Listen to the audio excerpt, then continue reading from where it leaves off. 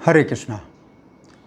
तो अभी हम विचार करेंगे कि गृहस्थ आश्रम में जब व्यक्ति प्रवेश करता है तो वो कैसे बंधन से छूटे, क्योंकि भगवान ऋषभदेव कहते हैं पुंसा स्त्रियो मिथुनी भाव मेताम तयोर मिथो हृदय ग्रंथि माहो। पुरुष और स्त्री का आपस में जो आकर्षण रहता है तो उससे हृदय की एक ग्रंथि यानी गांठ बन जाती है। तो गृहस्थ आश्रम में प्रवेश करने के लिए आवश्यक है कि श्री कृष्ण को केंद्र बनाया जाए। पुरुष का आकर्षण स्त्री के प्रति और स्त्री का आकर्षण पुरुष के प्रति स्वाभाविक है, परंतु यदि इस आकर्षण से छूटना है तो ये आवश्यक है कि पति तथा पत्नी के केंद्र में श्री कृष्ण हो। यदि श्री कृष्ण को अपना पुत्र बना लिया जाए या यदि श्री कृष्ण को अपना स्वामी बना लिया जाए तो श्री कृष्ण स्वाभाविक रूप से पति और पत्नी के केंद्र में रहेंगे। तो पति पत्नी का परस्पर का जो आकर्षण है वो श्री कृष्ण के प्रति आकर्षण में बदल जाएगा। तो ये अपनी रुचि की बात है कि पति पत्नी दोनों श्री कृष्ण को अपना स्वामी बनाना चाहते हैं या अपना पुत्र बनाना चाहते हैं। भगवान भागवत के 10वें स्कंध के 30 अध्याय में श्लोक संख्या 37 और 38 में श्री कृष्ण देव की वसुदेव से कहते हैं कि वे पिछले से पिछले जीवन में प्रश्नि और सुतपा थे। भगवान ने कहा कि जब आप लोग प्रश्नि और सुतपा थे उस समय में आप दोनों को वर देने के लिए आया था।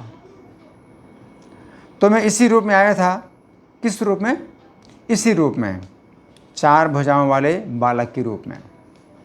ये बालक जो बोल रहा है वो भी नवजात शिशु है, परंतु 4 भुजाओं वाला है। शंख चक्र गदा पद्म धारण किए है, पूरे वस्त्रों और आभूषणों को धारण किए हुए हैं। हाँ, तो ऐसा रूप है परंतु बालक की अवस्था में।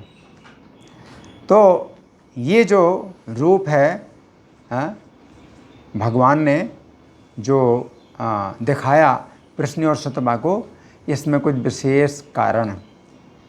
अन्यथा हमेशा भगवान जब वर देने आते हैं तो अपने पूरे विकसित रूप में, अपने जो है युवक रूप में, नव यौवन के रूप में आते हैं।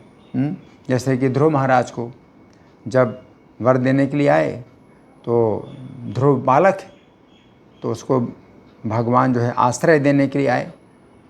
तो उस समय उन्होंने जो है अपना शंख चक्र गदा पद्म धारण किए, चतुर्भुज रूप दिखलाया और अपना नव यौवन का रूप दिखलाया। लेकिन जब प्रश्नि और सुतपा को वर देने आए भगवान तो चतुर्भुज बालक के रूप में आए।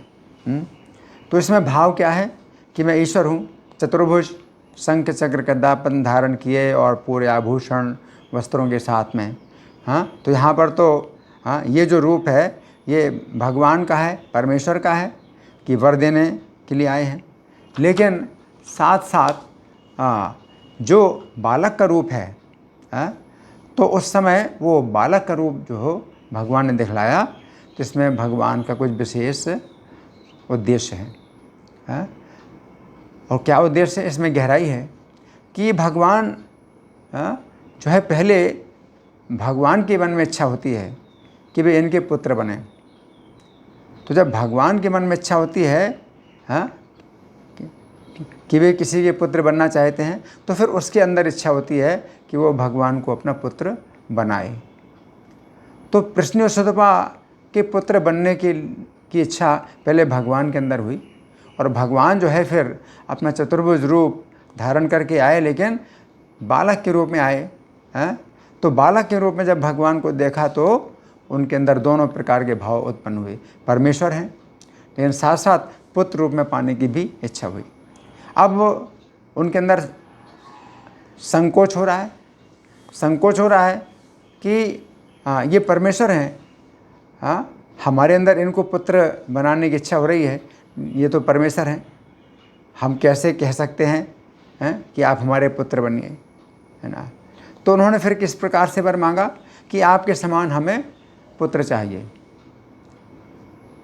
और भगवान को भी जो है अब कारण मिल गया कि उनके समान कोई है नहीं, गुणों में भगवान के समान तो कोई है नहीं। तो भगवान ने फिर क्या कहा कि मेरे समान कोई नहीं है, इस कारण से मैं स्वयं आप लोगों का पुत्र बनूंगा। तो इस प्रकार से भगवान ने जो है वर देने के लिए अपना ऐसा दर्शन दिया कि छोटे से शिशु के रूप में दर्शन दिया कि वे भगवान को पुत्र रूप में ही मांगे। परंतु प्रश्नसुतपा ने यद्यपि इच्छा की कि भगवान को पुत्र रूप में मांगे, कैसे मांगे, ये तो साक्षात परमेश्वर है। तो उन्होंने मांगा आपके समान पुत्र चाहिए। अब भगवान को भी कारण मिल गया, क्योंकि उनके समान कोई नहीं है। अतः उन्होंने कहा कि मैं ही आपका पुत्र बनूंगा। तो ये समझने वाली बात है कि वे दोनों संकोच कर रहे हैं कि भगवान को कैसे पुत्र बनाएं, और भगवान को भी संकोच हो रहा है कि वे कैसे कहें कि मैं आप दोनों का पुत्र बनना चाहता हूँ। तो श्लोक संख्या 49 में भगवान कहते हैं कि मैंने देखा कि मेरे समान गुणों में कोई भी नहीं है। तो प्रभुपाद तात्पर्य में ये लिखते हैं, श्लोक संख्या 39 के तात्पर्य में लिखते हैं कि ये वैदिक सिद्धांत है कि श्री कृष्ण से पुत्र रूप में प्रेम किया जाए, इसलिए देवकी और वसुदेव ने श्री कृष्ण को पुत्र के रूप में, पुत्र के रूप में, और इसके अतिरिक्त और कुछ भी नहीं चाहा। अब मथुरा में श्री कृष्ण का जो जन्म स्थान है, तो वहाँ पर भी श्री कृष्ण का जो है बालक के रूप में अर्चा विग्रह है। तो लोग जब दर्शन करने जाते हैं तो कुछ लोगों के मन में जो है कृष्ण का ये रूप देख करके इच्छा होती है कि वे भगवान को पुत्र बनाएं, लेकिन फिर संकोच होता है, साक्षात भगवान है, कैसे पुत्र बनाएं।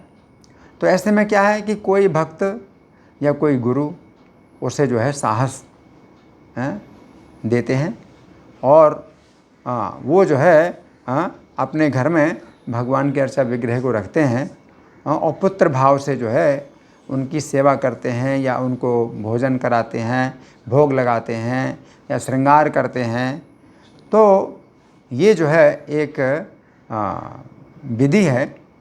मायापुर में जो योग पीठ है, भगवान चैतन्य का जन्म स्थान है, तो वहाँ पर भी चैतन्य महाप्रभु बालक के रूप में जगन्नाथ में सची माता की गोद में लेटे हुए हैं बालक के रूप में।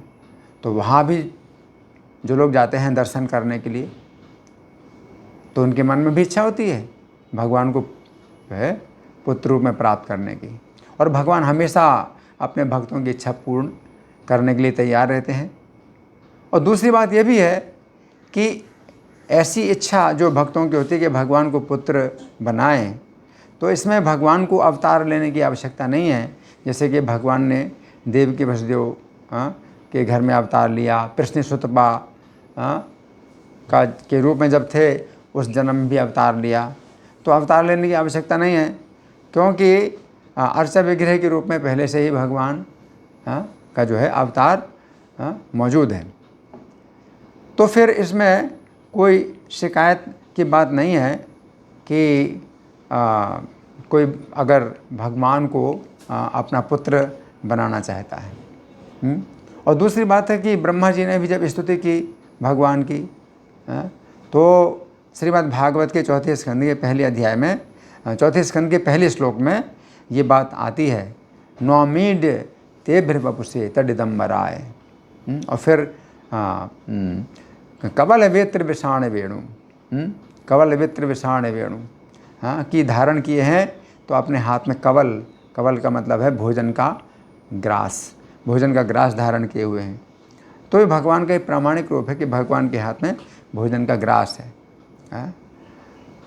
तो प्रभुपाद ने भी हमेशा ये बात कही कि भगवान को अपना पिता बनाने से अच्छा है कि भगवान को अपना पुत्र बनाया जाए।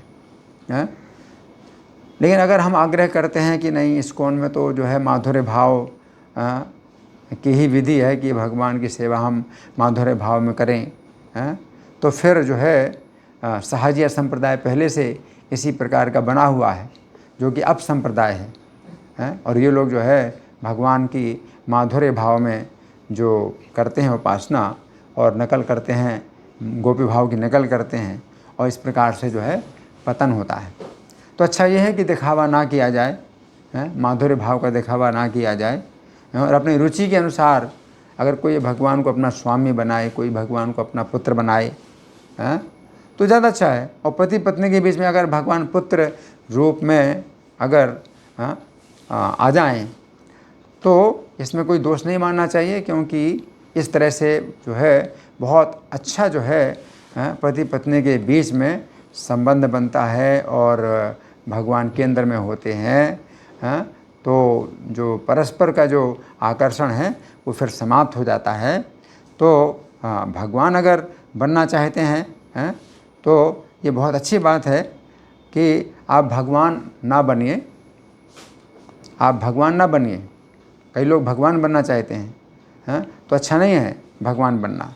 तो अच्छा ये है कि भगवान से बड़े बने, है ना। तो इस प्रकार से भगवान भी जो है तैयार हैं आपको अपने से बड़ा बनाने के लिए। तो और कई प्रकार के ऐसे जो है गृहस्थ हैं जिनके घर में भगवान अर्चा विग्रह के रूप में कई प्रकार के संकेत भी देते हैं कि मतलब वो वास्तव में पुत्र हैं, और अपने भक्तों को जो है अपना माता पिता भी जो है स्वीकार करते हैं, और संकेत भी देते हैं कि वे उनकी सेवा को स्वीकार कर रहे हैं। तो अगर हम जो है इस प्रकार से निराश करें भक्तों को कि इस्कॉन के भक्तों के लिए ये उचित नहीं है भगवान को पुत्र बनाना, और माधुर्य भाव का जो है हम अगर ज़्यादा इस संबंध में आग्रह करें तो फिर एक अन्याय हो जाएगा। तो इस संबंध में हमें विचार करना चाहिए, और ये जो है बात विचार करने की है। धन्यवाद। हरे कृष्णा।